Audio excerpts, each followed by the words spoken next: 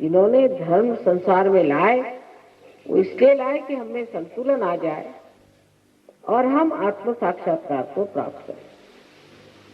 लेकिन जब हम देखते हैं दुनिया में तो हमारे बच्चे अब कहने लग गए हैं कि साहब ये कुछ नहीं, भगवान भगवान सब झूठ है, धर्म नहीं।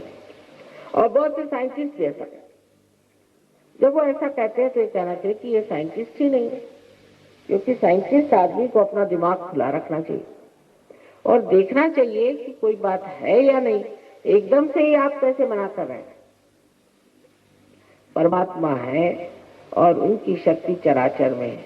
और जितने भी संत साधु संसार में हो गए, जो सद्गुरु थे, उन सब सद्गुरुओं का भी जो जीवन था वो बिल्कुल असल, नकली नहीं था। वो खालिस लोग थे, बिल्कुल शुद्ध लोग थे और उसी शुद्धता को आप भी प्राप्त कर सकते हैं। ये शुद्धता आपको प्राप्त करने के लिए परमात्मा ने बड़ी सुंदर आपके अंदर बड़ी संजोकर व्यवस्था बनाई। इसी ज्ञान को हम सहयोग में आपको बताने वाले हैं, लेकिन बताने से नहीं होने वाला, ये घटना घटित होनी पड़ती। इसके बारे में हजारों वर्ष पहले मार्कंडेय मुनि ने लिखा था। उसके बाद नाथ पंथियों ने इस पर काफी काम किया था। उसके बाद और भी देशों में काम होता ही था साथ ही साथ। और आप देखिए कि राजा जनक के टाइम से लेकर के नानक साहब के टाइम तक ये काम होता रहा। मोहम्मद साहब ने भी कहा हुआ है कि जिस वक्त आपका कियामा का समय आएगा, पुनरुत्थान का समय आएगा, तो आपके हाथ बोलेंगे और आपके खिलाफ शहादत देंगे। साफ उन्होंने बता दिया। कोई धर्म ऐसा नहीं जिसने ये नहीं कहा कि तुम अपने आत्म साक्षात्कार को प्राप्त हो। लेकिन उस चीज को क्योंकि हमने किया नहीं, अब समझ लीजिए कि ये एक साधन है। जब इसका कनेक्शन मेन से नहीं हुआ तो ये बेकार है। जब तक आपका कनेक्शन साहिब से नहीं हुआ, सदगुरु वही जो साहिब मिली है। जब साहब से अगर आपका नहीं हुआ है, उस परमात्मा से, चराचर में फैले हुए इस निराकार परमात्मा के प्रेम से आपका संबंध नहीं हुआ है, तो सिर्फ प्रेम की बात करने से कुछ प्रेम वेम नहीं होता। वो तो बहुत स्वार्थ का प्रेम होता है कि मेरा बेटा, मेरी बेटी, मेरा घर और मैं। जो निर्वाज्य प्रेम होता है, जो परमात्मा का प्रेम सारे संसार में बहता है और सारे अणु रेणु को ही संचालित करता है, उस प्रेम की तो कोई व्याख्या नहीं कर सकता। लेकिन आप जब उसमें नहा लेते हैं, जब आप उसमें स्वच्छ हो जाते हैं, जब आपके अंदर ये घटना घटित होती है, तो आपके अंदर भी वो शक्ति आ जाती है और आप में से बहती है वो चैतन्य की शक्ति। इसकी व्यवस्था की हुई है कि हमारे अंदर एक कुंडलिनी नाम की शक्ति है। इसके बारे में 12वीं शताब्दी में महाराष्ट्र में ज्ञानेश्वर जी ने बहुत स्पष्ट रूप से ज्ञानेश्वरी में बताया। कृष्ण ने भी ये बात थोड़ा छिपा कर कही, बहुत साफ, हमारे लिए तो बहुत साफ, कि उन्होंने ये कहा शुरू में कि तुम स्थित प्रज्ञ हो जाओ। स्थित प्रज्ञ माने जहाँ बैठे हैं वहीं आपके अंदर प्रकाश आ जाए, प्रज्ञ, प्रकाशित ज्ञान आ जाए। तो अर्जुन ने पूछा कैसे?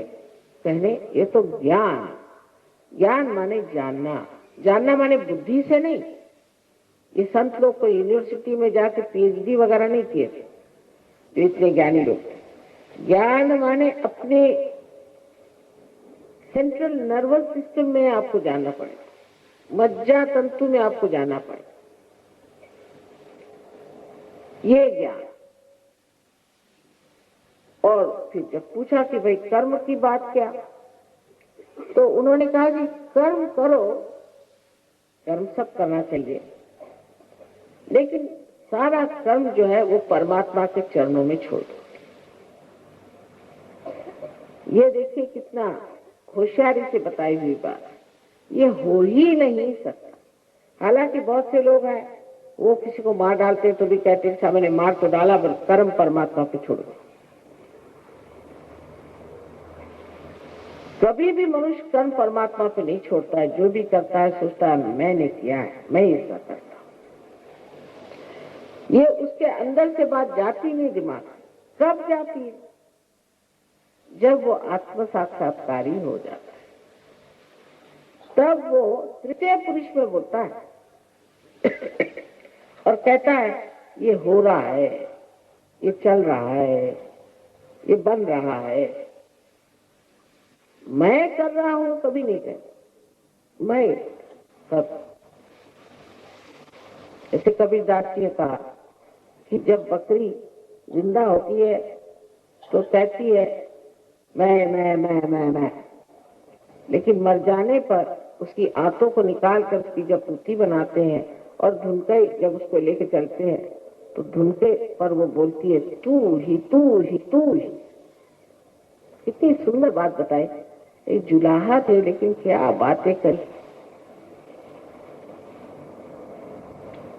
तो उस परमात्मा के साम्राज्य में रममाण होने के लिए मनुष्य को कुछ करना नहीं पड़ता है, सहज। कोई सी भी जो बात बहुत ही अपने जीवन के लिए बहुत जरूरी होती है, उसके लिए प्रयत्न करने से बिगाड़ आ जाएगा। जैसे कि हमारा श्वास अपने आप चलता। अगर इसके लिए हमें कोई गुरु करना पड़े और किसी गुरु को पैसा देना पड़े या किसी यूनिवर्सिटी में जाकर इसके लिए डिग्री देनी पड़े या हठ योग में अपने सर के पर खड़े होना पड़े तो हो गया, सब लोग ऐसे खत्म हो जाएगा। इसलिए चीज सहज समाधि लाओ।